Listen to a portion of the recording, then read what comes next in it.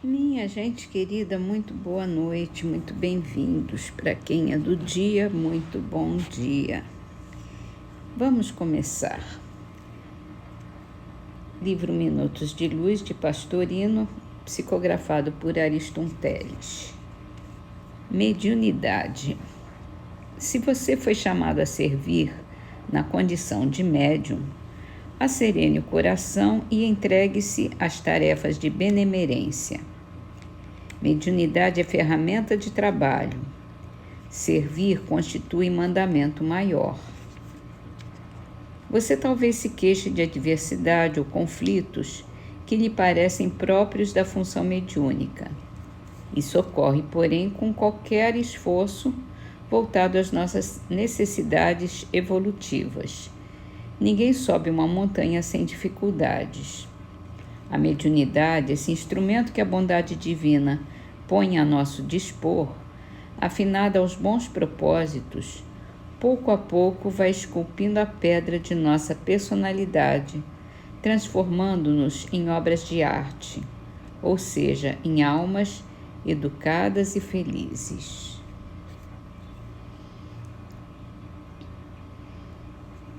É um aprendizado muito grande essa faculdade mediúnica.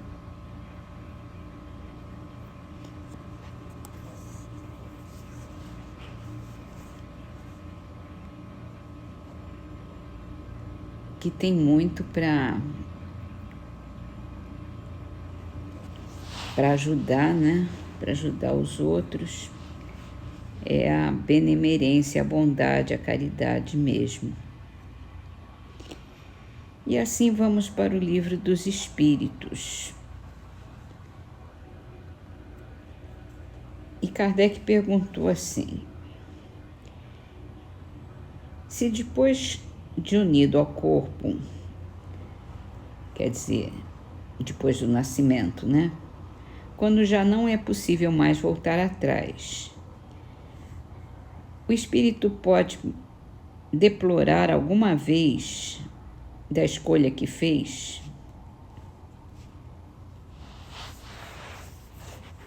Você pergunta se, como homem, ele se queixa da vida que tem? Se desejaria que ela fosse outra? Se arrepende da escolha que fez? Não, porque ele não sabe que foi sua a escolha. Depois de encarnado, o espírito não pode lastimar uma escolha da qual não tem consciência.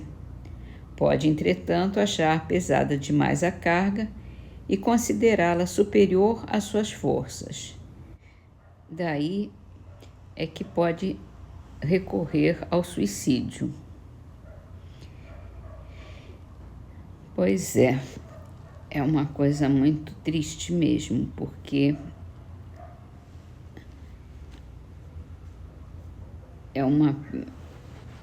é a perda da oportunidade que Deus deu para aquele espírito ser bem-sucedido, e tudo que a gente vive, mesmo as coisas mais difíceis, elas passam, né? Então, é só ter resiliência, ter confiança em Deus,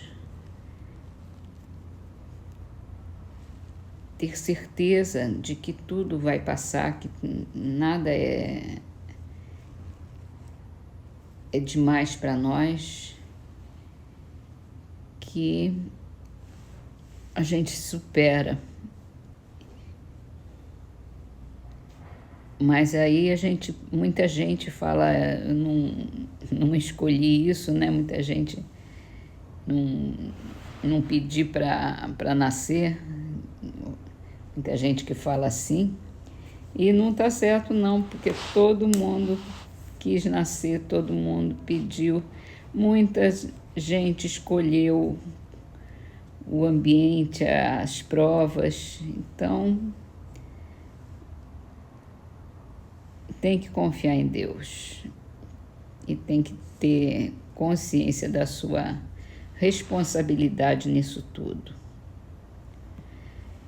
E aí vamos para a Gênese, continuando a falar sobre o papel da ciência na Gênese bíblica. Então, continuando.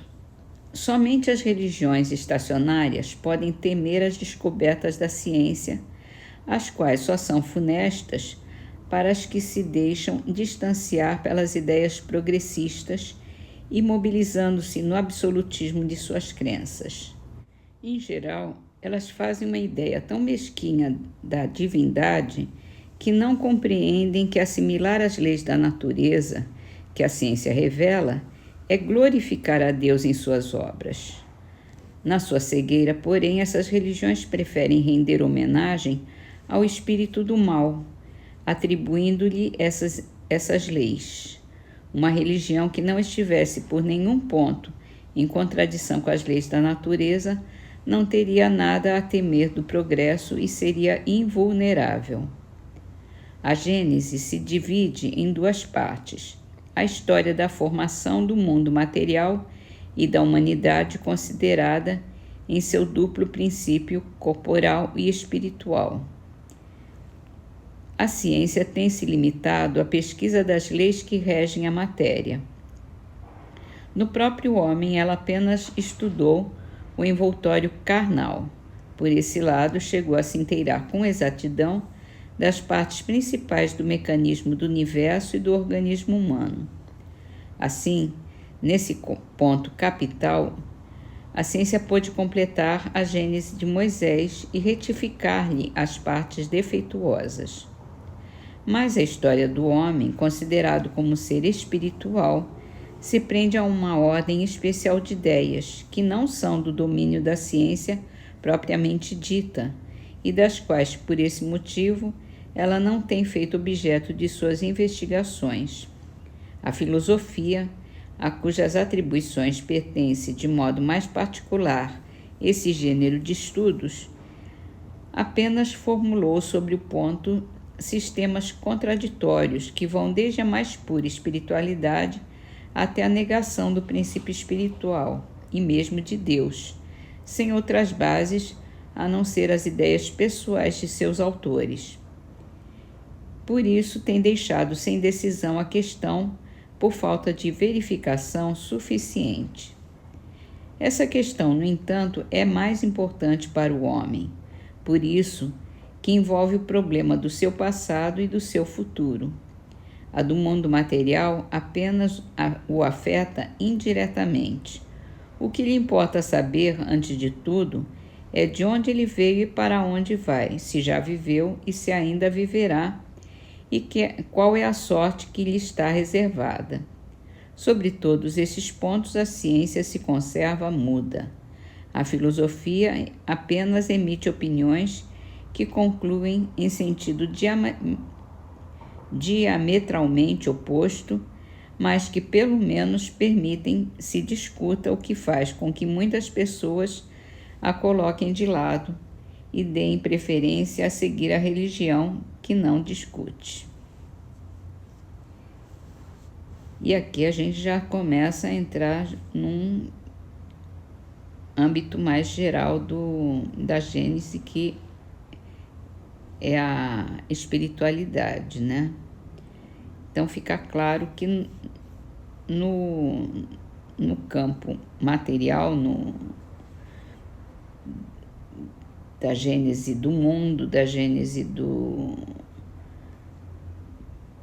homem como corpo material, né, como corpo físico, a ciência tem toda a palavra e se cerca de provas, de observações, de estudos, não há o que discutir.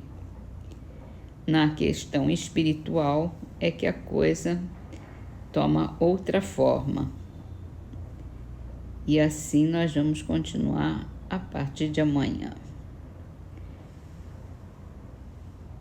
E assim terminamos as nossas leituras com o livro Orvalho de Luz, E a trovinha de hoje é assinada por Albérico Lobo, com o nome Temas do Dinheiro. É um livro psicografado por Chico Xavier. Riqueza tem seus preceitos, penúria tem seus artigos, fortuna faz de relações, pobreza mostra os amigos.